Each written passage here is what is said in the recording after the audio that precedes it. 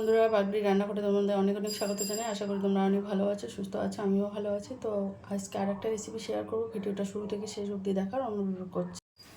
মাছে আমি নুন হলুদটা দিয়ে দিয়েছি, এবার মাখিয়ে নিচ্ছি।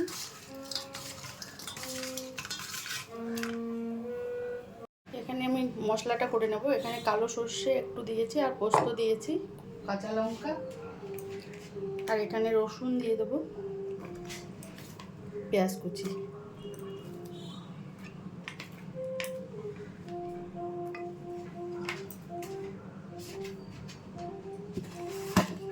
এখানে জিরে গুঁড়ো একটু দিয়ে দিচ্ছি, একটা পেস্ট বানিয়ে নেব।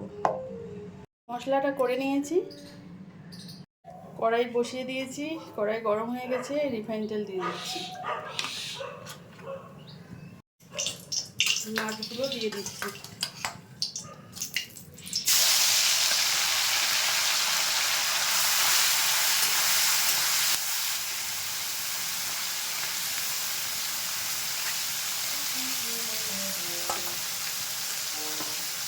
মাছগুলো ভাজা হয়ে গেছে, তুলে নিচ্ছি।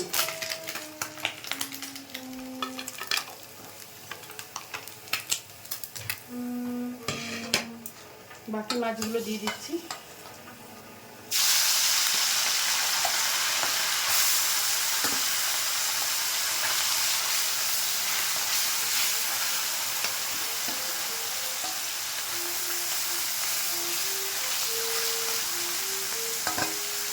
এই মাছগুলো ভাজা হয়ে গেছে, তুলে নিচ্ছি।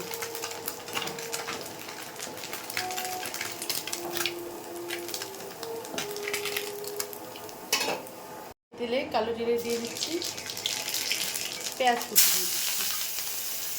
পেঁয়াজটা ভাজা হয়ে গেছে, এখানে মশলাটা দিয়ে দিচ্ছি। এখানে আমি হলুদ গুঁড়ো দিয়ে দেবো পরিমাণ মতো। এখানে লাল লঙ্কার গুঁড়ো দিয়ে দিচ্ছি। মশলাটাকে ভালো করে কষিয়ে নেব।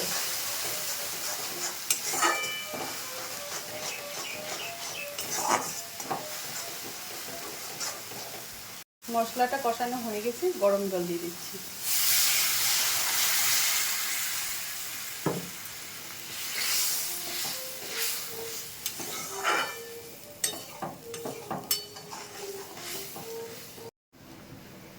ঝোলটা ফুটে গেছে, এবার মোরলা মাছটা দিয়ে দিচ্ছি।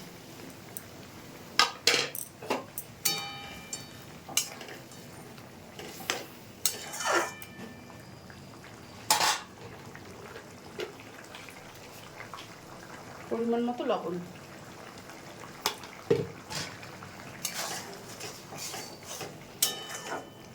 মাছের ঝালটা অনেকটাই রেডি হয়ে গেছে, কাঁচা লঙ্কা দিয়ে দিচ্ছি।